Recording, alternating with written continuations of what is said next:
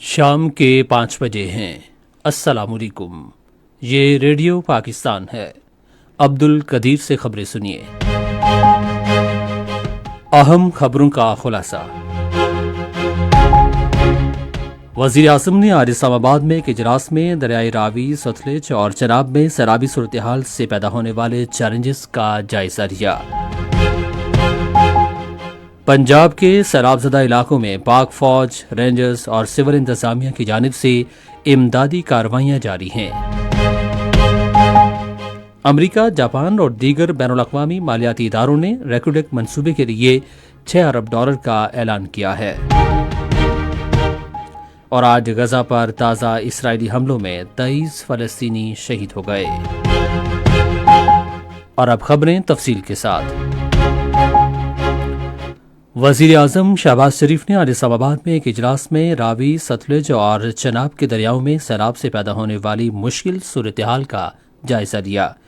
اس موقع پر اظہار خیال کرتے ہوئے انہوں نے کہا کہ ہنگامی امداد کے قومی ادارے نے پنجاب کے متاثرہ علاقوں میں خیمے پہلے ہی فراہم کر دیے ہیں۔ وزیر اعظم نے کہا کہ دیگر اشیاء ضروریہ کی ترسیل بھی بلا تعطل جاری رکھی جائے۔ انہوں نے سیلاب زدہ علاقوں میں بجلی کی مسلسل فراہمی یقینی بنانے، ذرائع مواصلات کی بحالی اور تباہ حال سڑکوں کی مرمت کی ضرورت پر زور دیا۔ شہباز شریف نے مواصلات اور توانائی کے وزراء، سیکریٹری توانائی اور نیشنل ہائی وے اتھارٹی کے چیئرمین کو ہدایت کی کہ وہ لاہور پہنچیں اور صوبائی حکومت سے تعاون کریں۔ انہوں نے انسانی زندگیوں، املاک، فصلوں اور مویشیوں کو نقصان سے محفوظ رکھنے کے لیے جامع حکمت عملی کے تحت فعال اقدامات پر زور دیا۔ پاک فوج انسانی جانوں، املاک اور مویشیوں کے تحفظ کے لیے سیالکوٹ، وزیر آباد، اوکاڑا اور پنجاب کے دیگر حصوں میں امدادی کارروائیاں کر رہی ہے۔ پاک فوج کے جوان سیلابی ریلوں میں پھنسے ہوئے افراد کو محفوظ مقامات پر منتقل کر رہے ہیں اور لوگوں کے انخلاء کی کوششوں کے علاوہ سیلاب زدگان میں اشیاء ضروریہ بھی تقسیم کر رہے ہیں۔ پاک فوج نے اوکاڑا میں روہیوال پل کو کامیابی سے بحال کر کے امدادی کوششوں کے لیے بہتر روابط یقینی بنائے ہیں۔ 6 امدادی ٹیمیں ستلج اور راوی کے دریاؤں کے نواح میں سول انتظامیہ کے ساتھ مل کر امدادی کارروائیاں کر رہی ہیں۔ فوجی اہلکار ہیڈ سلیمانکی اور اتاری کے مقامات پر سیلاب زدگان کے فوری انخلاء اور انہیں محفوظ مقامات پر منتقل کرنے کے لیے کشتیاں استعمال کر رہے ہیں۔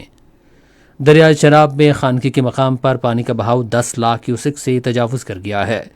ہیڈ ورکس پر پانی کے بہاؤ کی گنجائش 8 لاکھ کیوسک ہے۔ شدید سیلاب سے ہیڈ ورکس کے ڈھانچے کو نقصان پہنچنے کا خدشہ ہے۔ وزیر اعظم محمد شہباز شریف نے جاپانی سرمایہ کاروں اور مالیاتی اداروں کو پاکستان میں تمام ممکنہ سہولتیں فراہم کرنے کی یقین دہانی کرائی ہے۔ انہوں نے یہ بات جاپان کے بین الاقوامی تعاون کے بینک کے کانکنی اور میٹل فائنانس کے شعبے کے ڈائریکٹر جنرل تارو کارو سے آج اسلام آباد میں ملاقات میں کہی۔ وزیر اعظم نے کہا کہ پاکستان جاپان کے ساتھ سفارتی اور معاشی تعاون کو انتہائی قدر کی نگاہ سے دیکھتا ہے۔ شہباز شریف نے کہا کہ پاکستان زراعت، آئی ٹی، ٹیکسٹائل اور دیگر شعبوں میں جاپانی ٹیکنالوجی کی جدت اور پیشہ ورانہ مہارت سے خاطر خواہ استفادہ کر سکتا ہے۔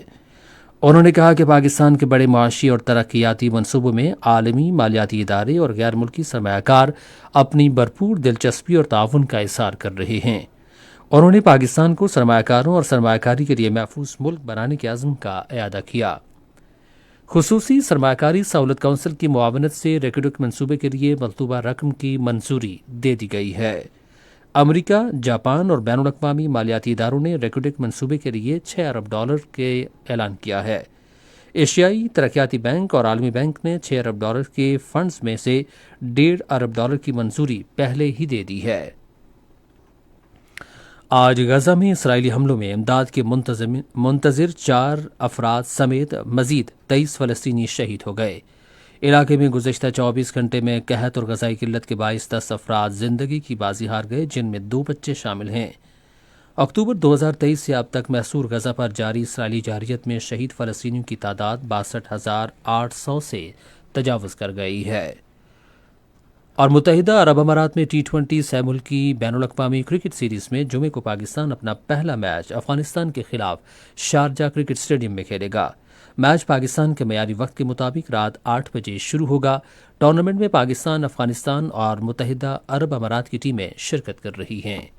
اسی کے ساتھ خبریں ختم ہوئیں۔ مزید خبروں اور تجزیوں کے لیے ہماری ویب سائٹ ہے radio.gov.pk اور فیس بک کے link radio Pakistan news official پر براہ راست ویڈیو سٹریمنگ بھی ملاحظہ کیجیے۔